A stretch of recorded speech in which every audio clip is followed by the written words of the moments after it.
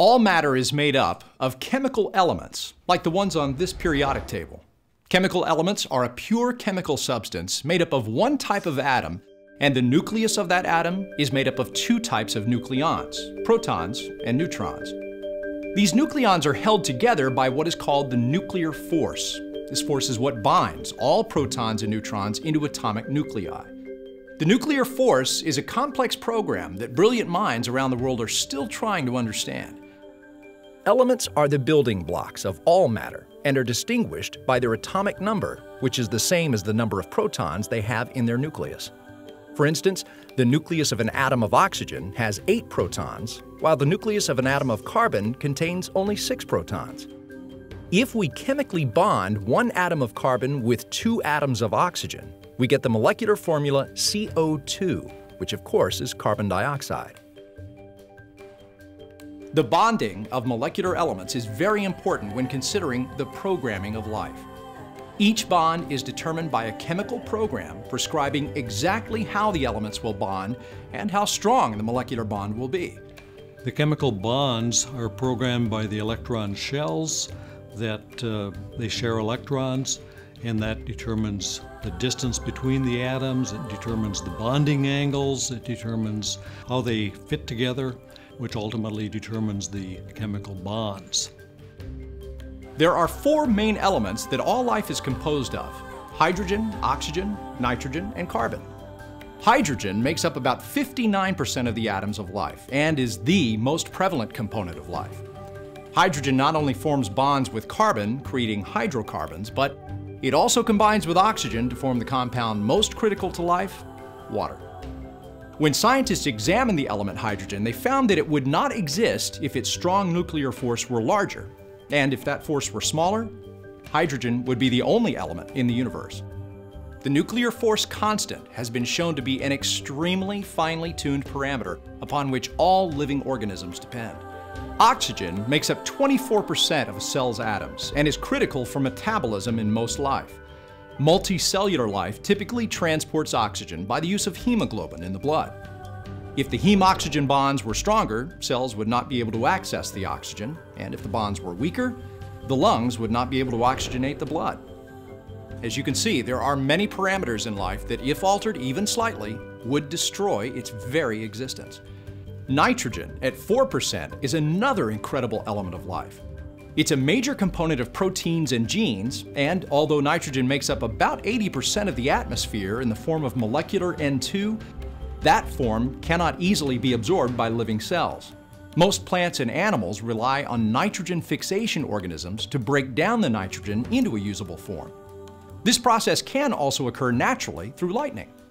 When lightning surges through the air, it splits nitrogen atoms, which then fertilizes the vegetation below.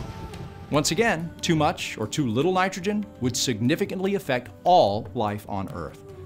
The probability of having the right amount of nitrogen in the atmosphere has been calculated to be 1 in 1,000. Carbon makes up 11% of life's atoms and also has many qualities that make it uniquely suitable to be a major component of life. It forms bonds with many other elements to produce the chemicals necessary for life, including those of the information-holding structures like DNA and RNA. These bonds are strong enough to withstand harmful chemical and physical assaults, yet weak enough to allow many different kinds of reactions, especially those enabled by enzymes. Another interesting aspect of carbon compounds is that they're found in all 3 states: gas, liquid, and solids. One of these gases that we all depend on is carbon dioxide. The probability of having the right amount of carbon dioxide in the atmosphere has also been calculated to be 1 in 1,000. If the concentration were higher, it would result in a runaway greenhouse effect, and if it were less, photosynthesis wouldn't be able to produce the necessary oxygen levels to support life. If we were to combine the probabilities for the requirements of both carbon dioxide and nitrogen in the atmosphere, the result would be a probability of 1 in 1,000,000 for just these 2 chemicals. Clearly, we live on one exceptional planet.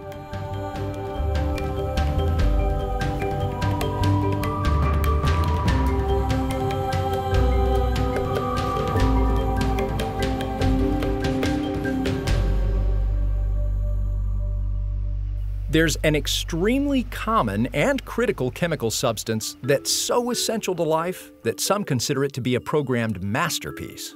And you probably take it for granted every day. H2O, or water, is essential to all plants, animals, and living organisms, and it appears in nature in all three common states of matter. It's found as vapor in the air's humidity, seawater in the oceans, icebergs in the polar oceans, glaciers and rivers in the mountains, snowflakes in the midwinter air, and in aquifers surging under the ground. H2O is a universal solvent which carries nearly all other compounds needed by life, and it has many unique properties which are critical to the existence of life. For example, ice is less dense than water, so when bodies of water freeze, they freeze from the top down rather than from the bottom up like most other liquids. Once it becomes solid, ice becomes an insulator, protecting the liquid below from extreme weather conditions. Now, this may not seem important to you, but to aquatic life in colder environments, it's a matter of life and death. Water also has a high heat of vaporization, which allows animals to regulate their body temperatures through sweat glands, or in the case of dogs, panting. Due to water's high surface tension, it permits capillary action in vascular plant life, allowing water to move against the force of gravity, distributing vital nutrients from the base all the way to the top of the plant. Water also plays important roles in climate control and the formation of geological structures through glacial action and freeze-thaw cycles. Another interesting attribute of water is its boiling point. According to the boiling point trends of other hydrogen-containing compounds, H2O should boil at minus 148 degrees Fahrenheit or minus 100 degrees Celsius, but as we all know, water actually boils at 212 degrees Fahrenheit or 100 degrees Celsius. The reason for this anomaly is the strong hydrogen bonds between molecules, which is created by the angle of the bond itself, making it completely distinctive among its liquid peers. So how does such an incredible compound get produced in the first place?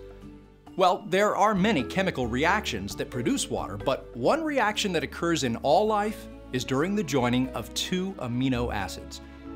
When two amino acids are joined during the creation of proteins, the byproduct of each reaction is one molecule of water. It's pretty amazing when you think about it. Each property of water, freeze-thaw points, high vaporization, high surface tension, its boiling point, and its strong hydrogen bonds are all programs working flawlessly to make water so incredibly unique. Water is so important that when you found evidence that there might have been water on Mars, for example, the instant conclusion was, well, there must be life then, because if you have water, you must have life. Water is that important that people will instantly jump to the conclusion that if there's water, there has to be life. But there's a vast difference between water and life.